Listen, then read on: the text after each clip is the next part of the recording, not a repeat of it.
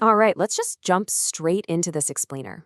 Today, we're unpacking a highly charged, deeply complex book that attempts to explain one of the darkest weeks in recent British history.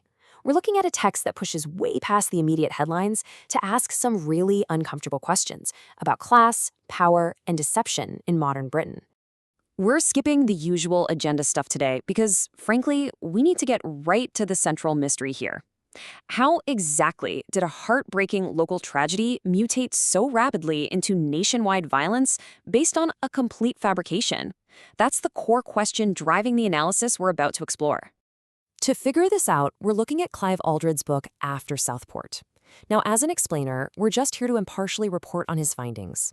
And Aldred, who actually comes from a Yorkshire coal mining background, presents a really provocative thesis. He argues that while the 2024 riots were undeniably sparked by a digital lie, they were actually fueled by a century of working-class betrayal and elite manipulation. To him, the rioters were essentially fighting a phantom, expertly distracted from the true architects of their economic decay. So let's start at the very tip of the iceberg, the Southport Spark, and the horrific reality of what actually happened at the Hart Space on that summer morning in July 2024. Let's map out the timeline because it all unfolded in just 90 tragic seconds. At 11:45 a.m. on July 29th, a 17-year-old entered the Hart Space in Southport, which was a community center hosting a Taylor Swift-themed dance and yoga class. By 11:47, he'd stormed the studio with a kitchen knife. The violence was rapid and it was devastating. When police arrived at 11:51, three young girls had been fatally wounded: BB King, Elsie Stancombe, and Alice da Silva Aguiar. 8 other children and 2 adults were severely injured. It was just a moment of profound, unspeakable horror that completely shattered a community. This brings us to the anatomy of a lie and the battle of truth versus fiction. Because in the chaotic hours right after this terrible event, a massive information vacuum opened up. The police, following legal protocols regarding underage suspects, withheld his identity. And as Aldred details, into that agonizing black hole rushed a predatory digital network, ready to fill it with explosive fiction. Now, what's really fascinating here is the sharp juxtaposition between the factual reality and the digital hoax. The truth? The attacker was Axel Rudakabana, born in Cardiff to Rwandan parents, raised in a Christian household, and documented as a deeply disturbed teenager with an obsession with extreme violence. Not an Islamist extremist. But the lie that went viral? It featured a completely fabricated name, Ali al-Shakati, and framed him as a Muslim asylum seeker who had just arrived on a small boat.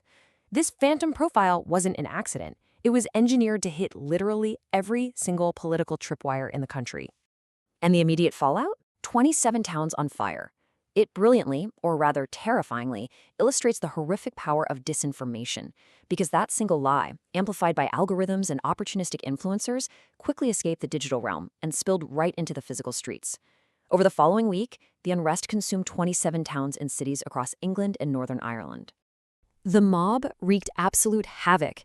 They targeted mosques and hotels housing asylum seekers, inflicting an estimated £250 million in insured damages.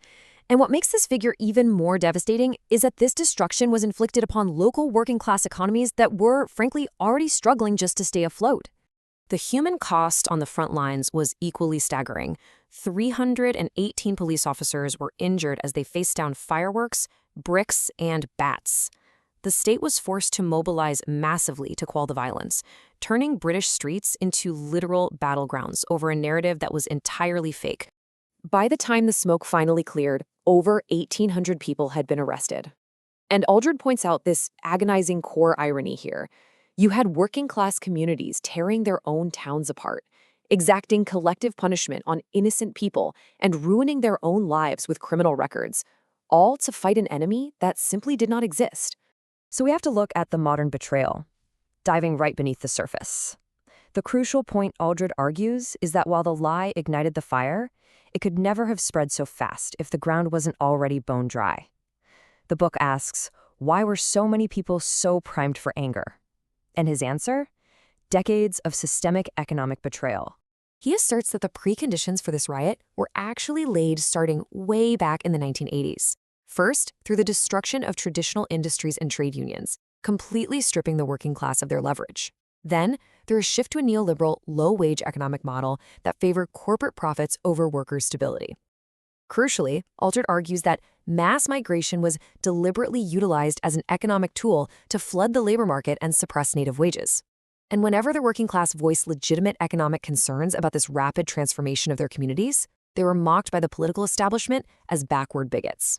Aldred also points to what he calls a two-tiered justice system, which bred deep societal resentment. He aggressively contrasts the rapid imprisonment and harsh sentencing of the working-class rioters, which, the law demands, with the perceived immunity enjoyed by the political class. He references VIP lanes for corporate cronies and Partygate, where politicians who broke pandemic laws faced pretty minimal consequences. To the working class, it signaled that the rules really only apply to those at the bottom. To fully grasp this dynamic, we have to look at the historical precedent, a literal century of deception.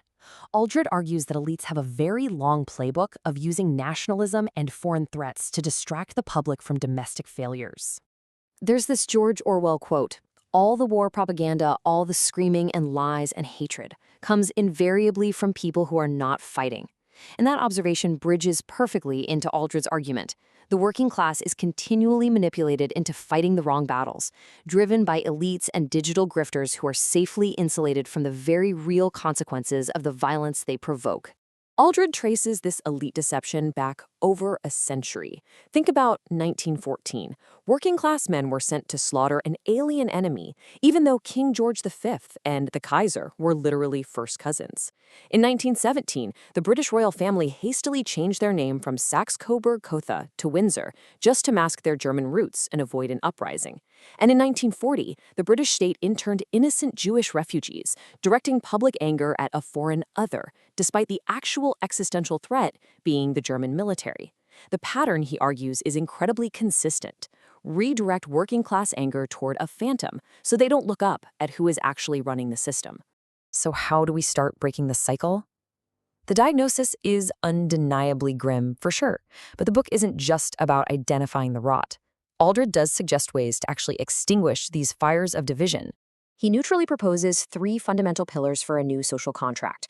Step 1 demands a total economic transformation, moving away from cheap imported labor toward a high-skill, high-wage economy that actually protects the worker. Step 2 calls for severe institutional reform, holding the social services that fail to intercept the Southport attacker accountable alongside the social media companies that profit from disinformation.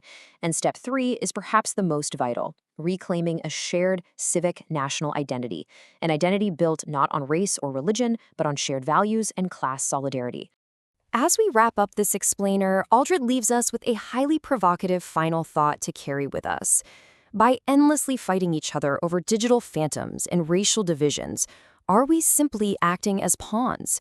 Are we so blinded by constructed culture wars that we are completely ignoring the real class war and letting the true architects of our social decay off the hook?